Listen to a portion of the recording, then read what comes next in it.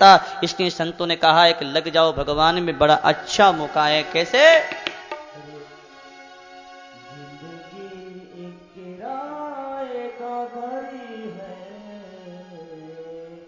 एक ना एक दिन तो जाना पड़ेगा। जिंदगी एक किराए का घर है, एक ना एक दिन तो जाना पड़ेगा। मौत जब तुमको आवाज देगी, घर से बाहर निकलना पड़ेगा। मौत जब तुमको आवाज देगी, घर से बाहर निकलना पड़ेगा। जिंदगी एक किराए का घर है, एक ना एक दिन तो जाना पड़ेगा।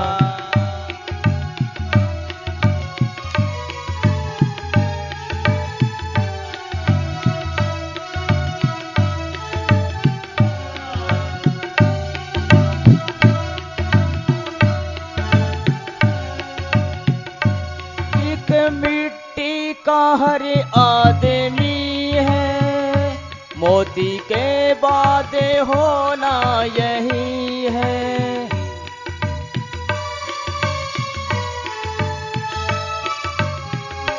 एक मिट्टी का हर आदमी है, मोती के बाद होना यही है।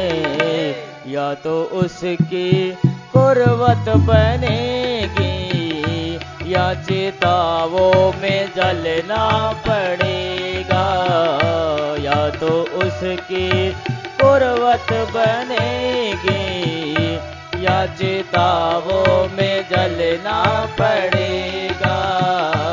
जिंदगी एक किराए का घर है, एक ना एक दिन तो जाना पड़ेगा। मौत जब तुमको आवाज देगी, घर से बाहर निकलना पड़ेगा।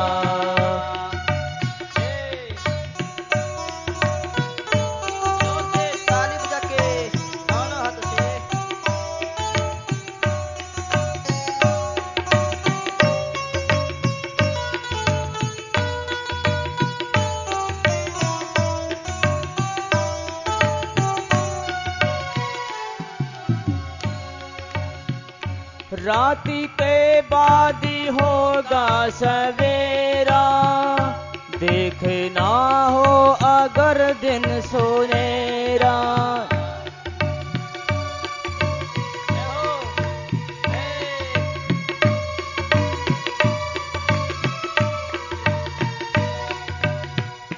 राति के बाद होगा सवेरा, देखना हो अगर दिन सुनेरा। पावे फूलों पे रखने से पहले, तुमको कांटों पे चलना पड़ेगा। पावे फूलों पे रखने से पहले, तुमको कांटों पे चलना पड़ेगा। जिंदगी एक किराए का घर है, एक ना एक दिन तो जाना पड़ेगा। मौत जब तुमको आवाज देगी, घर से बाहर निकलना पड़ेगा।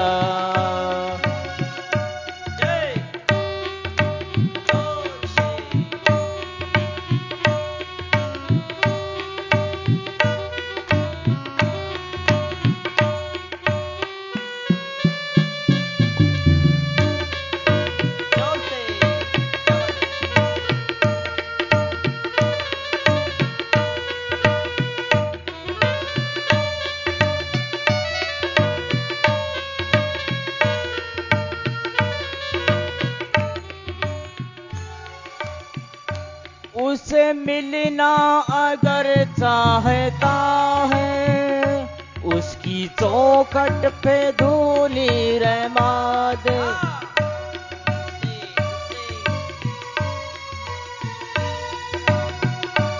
उसे मिलना अगर चाहता है, उसकी चौखट पे धूली रमा दे, वरना एक दिन मजबूर होके तुमको बाहर निकलना पड़ेगा, वरना एक दिन मजबूर होके तुमको बाहर निकलना पड़ेगा। जिंदगी एक किराए का घर है, एक दिन तो जाना पड़ेगा। मौत जब तुमको आवाज देगी, घर से बाहर निकलना पड़ेगा।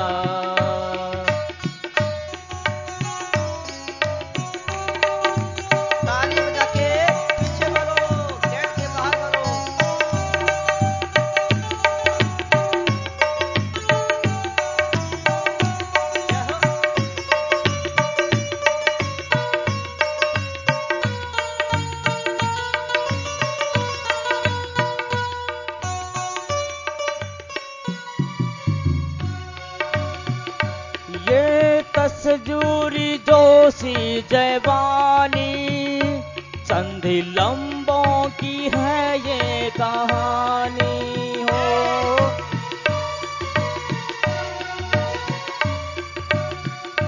ये तसजूरी जोशी जवानी, संधि लंबों की है ये कहानी है। जिया शाम तक देख लेगा, चढ़ते सूरज को ढलना पड़ेगा। है जिया शाम तक देख लेगा, चढ़ते सूरज को ढलना पड़ेगा।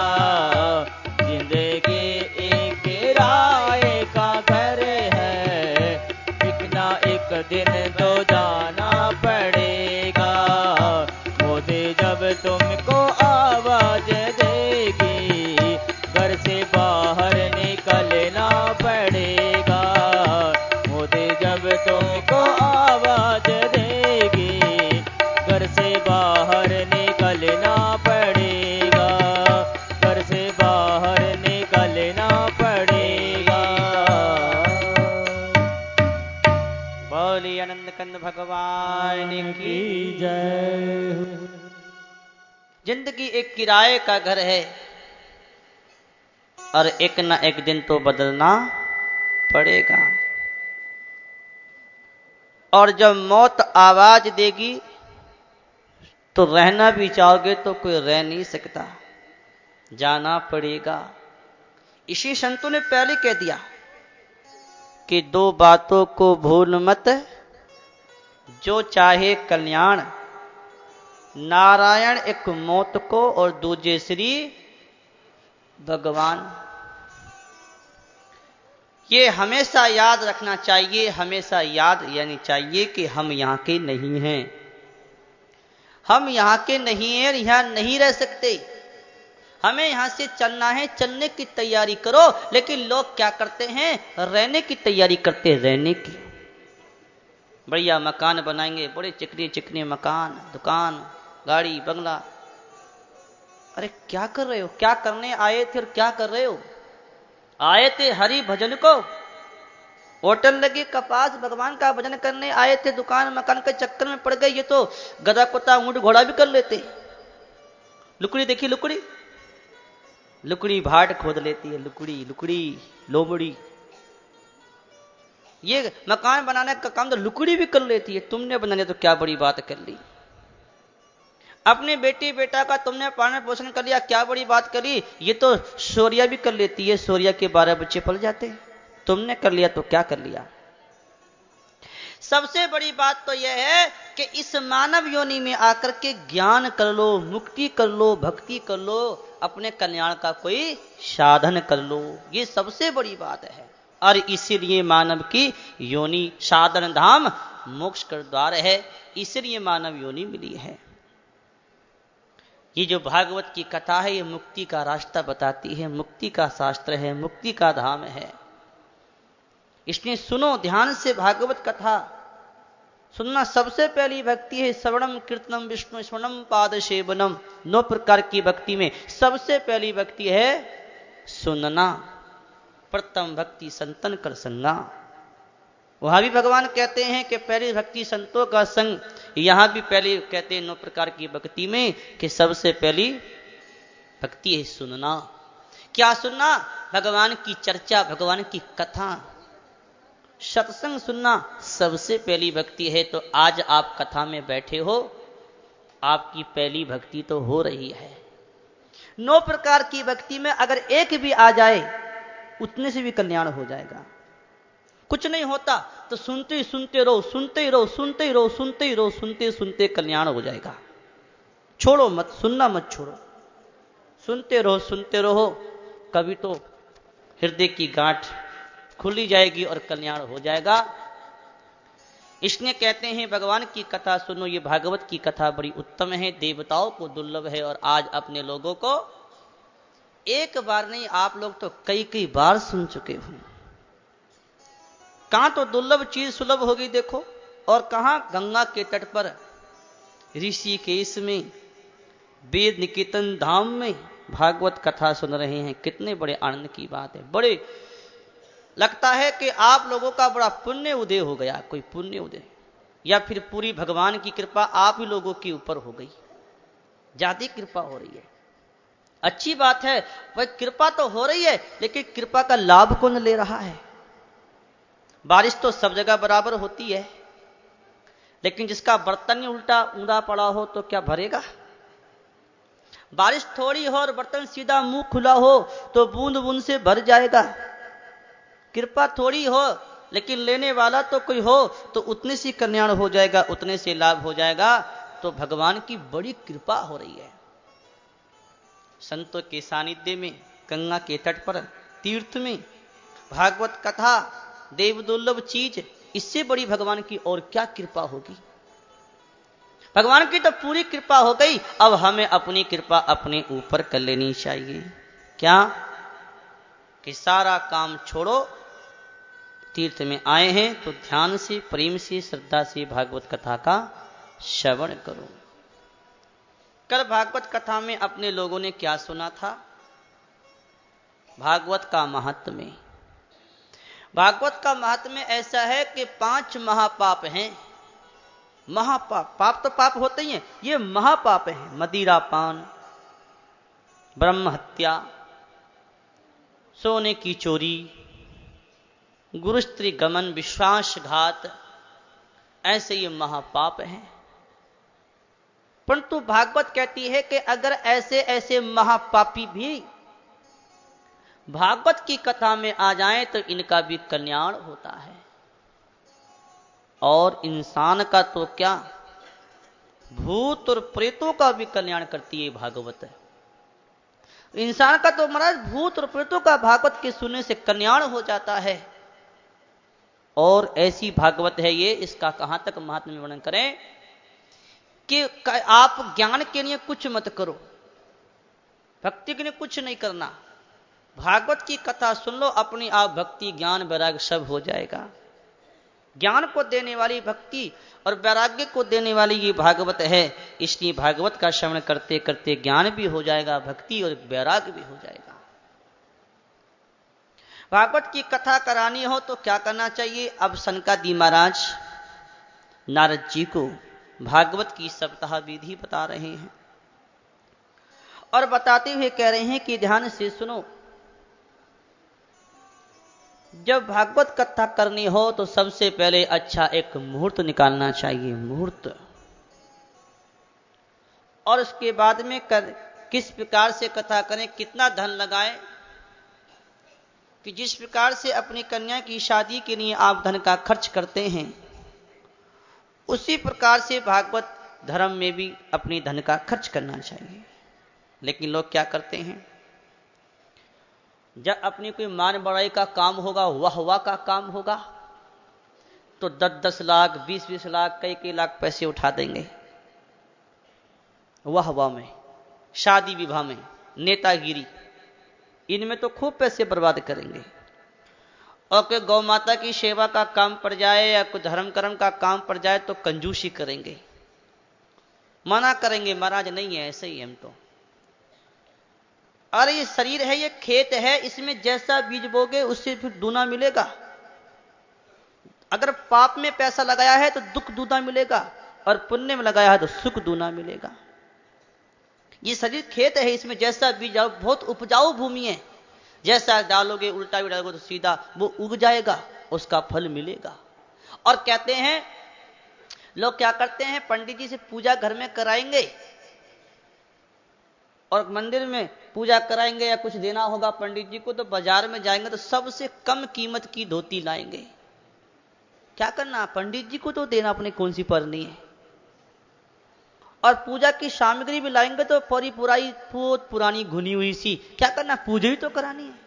अरे नहीं भैया, पूजा कराओ तो बढ़िया कराओ, अच्छी सामग्री से कराओ, अच्छी दान दक्षिणा करो। लेकिन धर्म के काम में कंजूसी और अपनी वाहवाह में महाराज लोग पैसा बर्बाद करते हैं। धन का सदुपयोग यह है कि अपने भोग में ना लगे, दूसरों की सेवा में लगे धन। सबसे उत्तम धन वही जो किसी की सेवा में, धर्म में काम आ जाए। कथा करानी हो तो क्या करो कि कहते हैं कि धन खूब खर्च करें। कौन से महीने में कथा करें? कहते हैं कि 12 महीने कर सकते हैं, परंतु 6 महीने तो बड़े उत्तम माने गए हैं। कौन कौन से? भादो का महीना, आश्विन, कार्तिक, मार्गशीर्ष, आषाढ़ और श्रावण। ये 6 महीने तो कथा के बड़े उत्तम माने गए हैं। और कहते हैं कि जब कथा करानी हो तो सभी लोगों को बुलाना चाहिए। बुला लिए कि नहीं? बहुत है, अब बहुत है।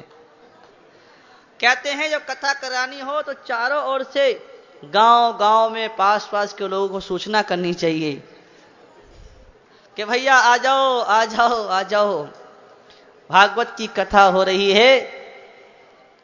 सबको बुलाना चाहिए और जब वे आ जाएं तो उनके रहने की, खाने पीने की व्यवस्था भी करनी चाहिए। और कहते हैं सबको बुलाए, संदेशा भेजे, अपने रिश्तेदार मित्र संबंधियों को बुलाना चाहिए। और कहते हैं कथा कहां पर करनी चाहिए? कथा तो घर में भी कर सकते हैं, मंदिर में भी कर सकते हैं और तीर्थ में भी कर सकते हैं। लेकिन सबसे बढ़िया स्थान कहां है कि लंबा चौड़ा मैदान हो, बैठने की बढ़िया व्यवस्था हो, शांत वातावरण, हल्ला गुल्ला उसके पास में ना हो, रोड़ा ना मचे, ऐसे स्थान पर बैठ के कथा करनी चाहिए। और जिस स्थान पे कथा करनी हो उस स्थान की शुद्धि मार्जन करना चाहिए, पवित्रता लानी चाहिए। अच्छा मंडप तैयार करके ठाकुर जी की स्थापना करनी चाहिए, ब्राह्मणों को बुलाकर बैठाना चाहिए। और कहते हैं बड़े प्रेम से कथा को करे, वक्ता को चाहिए कथा के बीच में कभी भी छोर ना कराए। कथा से पहले ही पहले छोर करा करके और रहे। कथा शुरू करने से पहले देवताओं की पूजा हो, गणेश जी का पूजन करना चाहिए। षोडशोपचार से भागवत के ऊपर नारियल रखकर के भागवत का पूजन करना चाहिए। और भागवत को पुस्तक नहीं मानना कि भागवत पुस्तक है ना, ये भागवत भगवान श्री कृष्ण हैं, इनको प्रणाम करना चाहिए। बोले भागवत महापुराण की। भागवत को भगवान का स्वरूप मानकर के भागवत के चरणों में बार बार प्रणाम करना चाहिए और भागवत भगवान से प्रार्थना करनी चाहिए, हे भागवत भगवान मेरा ये अनुष्ठान किसी भी विघ्न बाधा के आप सांगोपांग पूरा करें। और कहते हैं 5 ब्राह्मणों को वर्णन करना चाहिए, 2 अदक्षर मंत्र का जप करे। और कहते हैं कीर्तन करने वालों का भी थोड़ा तिलक करना चाहिए, उनको नमस्कार करना चाहिए। और कथा को कैसे करें कि सूर्य उदय होने से लेकर के और शाम तक कथा करनी चाहिए। बोलो क्या विचार है?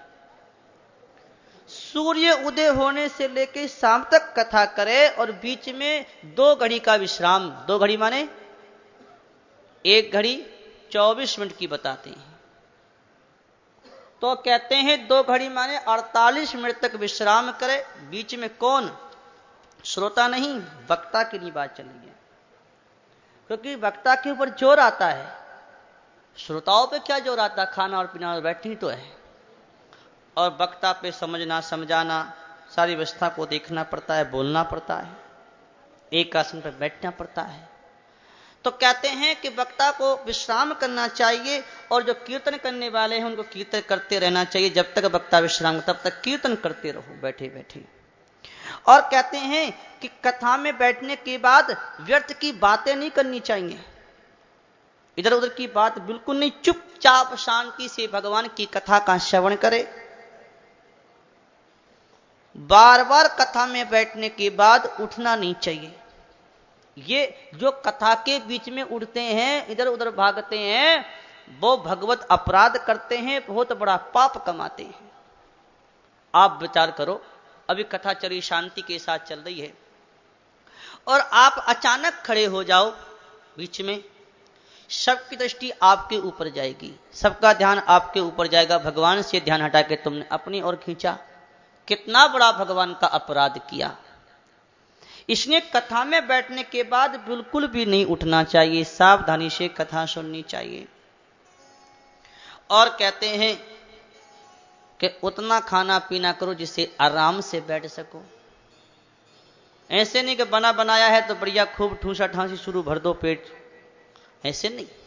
उतना खाओ कि भूख लगे नहीं और आराम से बैठ सको। इतना खाना पीना फलाहार आदि कर लो तो अच्छा है, हो सके अन्न कर खा लो, परंतु कथा में बैठते समय दिक्कत ना आए ऐसा खाना पीना करना चाहिए। संतों ने तो कहा कि देखो पर तको मत, बोलो पर बको मत, खाओ पर छको मत।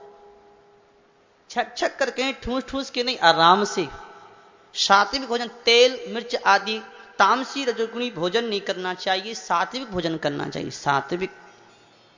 हम तो आज देखे कि हमारे कुछ हमारे ही श्रोता लोग उधर गए और होटलों पे खा रहे हैं। बताओ तुम, होटलों पे यहाँ बना बना मिला बढ़िया सात्विक वो नहीं खाते, गंदा गंदा खाते हो।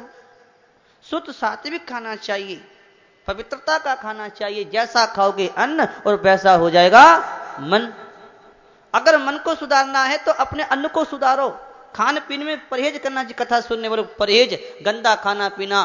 तीर्थ में आए हो तो कम से कम खान पीन की तो शुद्धि करो। सारी जिंदगी चिलम हुक्का पीते, बीड़ी सिगरेट पीते हो गई, अब कम से कम कथा में तो छोड़ दो। लेकिन लोग अभी भी पीते, मानते नहीं, आदत नहीं छोड़ते। सत्संग से करना क्या है? सत्संग से आदत ही तो सुधारनी है, स्वभाव ही तो सुधारना है। और कहते हैं कि देखिए भागवत की कथा सुने, इस कथा को सुनने से क्या होगा? धनहीन है तो धनवान हो जाए, निष्ठा से श्रद्धा से सुने तो। 6 रोगी है तो रोग ठीक हो जाए, भाग्यहीन है तो भाग्यवान बन जाए, पुत्रहीन है तो पुत्रवान बन जाए। और कहते हैं जिसके एक संतान होकर रह गई हो, जो संबांझ हो, जिसके संतान होकर मर जाती हो अथवा जिसका गर्भ गिर जाता हो, वो भी भागवत की कथा को सुने तो अच्छे फल की प्राप्ति होती है। और जब कथा हो जाए तो भागवत कथा के बाद इसका उद्यापन करना चाहिए। भागवत को सजा करके फूल माला आदि से शोभा यात्रा, ढोल नंगाड़े बजा करके शोभा यात्रा निकाले। और उसके बाद कहते हैं अगर ग्रस्त है तो हवन करे, व्रक्त है तो गीता का पाठ, विष्णु सहस्त्र नाम का पाठ करे। इस प्रकार से उद्यापन होता है। और अपने घर में 12 ब्राह्मणों को बुला करके खीर खिलानी चाहिए। हाँ महाराज, ब्राह्मणों को तो खीर प्यारी है, खूब प्रेम से खीर खिलाओ। इस प्रकार से विधि विधान से अगर भागवत को किया जाए तो बड़ा लाभ होता है। कहते हैं सनकादि के हे नारद जी, हमने आपको सप्ताह विधि बता दी, और क्या सुनाए। नारद जी ने कहा कि मैं धन्य हुआ, आप लोगों ने कृपा करके मुझे अनुग्रहित किया है। मैं श्रीमद् भागवत को सबसे उत्तम धर्म मानता हूं।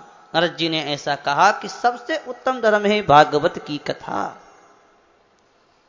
सबसे उत्तम धर्म मानता हूं भागवत की कथा, क्योंकि जिसके श्रवण से वैकुंठ बिहारी श्री कृष्ण की प्राप्ति हो जाती है, वही सबसे उत्तम श्रेष्ठ साधन है। और भागवत की कथा सुनने से परमात्मा कृष्ण की प्राप्ति होती है। इसलिए इससे बढ़कर कोई धर्म नहीं। धर्म उत्तम वही होता है जिससे परमात्मा की प्राप्ति हो। धर्म तो करते हैं और परमात्मा की प्राप्ति नहीं होती, वो धर्म क्या है?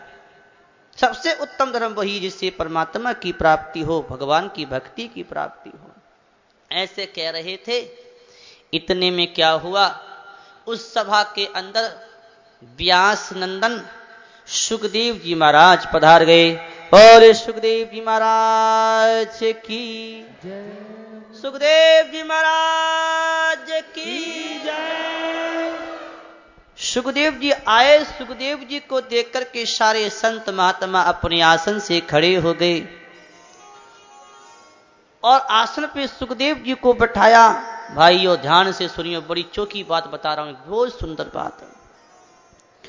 सुखदेव जी 16 साल के हैं, छोटी से, और 100 साल के बूढ़े बूढ़े लंबी लंबी दाढ़ी वाले बाबा लोग भी उनके सामने खड़े हो गए। संतों में शरीर नहीं देखा जाता, शरीर कितना लंबा चौड़ा है। संतों में ज्ञान और वैराग्य ही देखा जाता है कि ज्ञान किसका बड़ा है। सुखदेव जी जन्म से ज्ञानी, जन्म से वैरागी, उच्च कोटि के महापुरुष हैं। अवधूत दिगंबर वेश सुखदेव जी आते हैं तो चारों ओर आनंद की लहरें आने लगती हैं। और जैसे सुखदेव जी आए, सुखदेव जी को देख करके सारे महात्मा आसन से खड़े हो गए और उनको आसन पर बैठाया, चरणों की पूजा करी और सब संत महात्मा बैठ गए। सुखदेव जी बड़े प्यार से बोले, निगम कल्पतरो गलितम फलम सुख मुखादमृत द्रव सयुतम पीबति भागवतम रसमालयम मुहुरहो रसिका भुवि भावुकाः। सुखदेव जी कहते हैं कि हे भावुक रसिक जन, ध्यान से सुनो, ये भागवत क्या है? बेदुर्भी कल्प वृक्ष का पका हुआ फल है। और कैसा फल है ये भागवत कि इसमें ना गुठली है ना छिलका, इसमें तो केवल रस ही रस है, रस ही रस है, रस ही रस है। जितना पियोगे ना उतना ही बढ़ेगा, कम नहीं होता, ये बढ़ता है। फल का जूस पियोगे तो घटता है, पी के खत्म, गिलास खाली। लेकिन ये भागवत तो ऐसा रस है कि जितना पियो उतना ही बढ़ता है, जितना पाठ करो, जितना सुनो उतना ही बढ़ता जाता। देख लो, रस ही तो है, और क्या है। यहां से लेके वहां तक मन में आती है और सुने और सुने और सुने। संसार की कथाएं तो फीकी पड़ जाएंगी, लेकिन भगवान की कथा कभी पुरानी नहीं होती। संसार के नाटक कथाएं तो फीके और पुराने हो जाते हैं, लेकिन भगवान ने भागवत कब कही और आज तक वो चल रही है और नया नया रस मिलता जाता है। सुखदेव जी कहते हैं कि जब तक प्राण है, शरीर में चेतना है, तब तक आप लोग इसका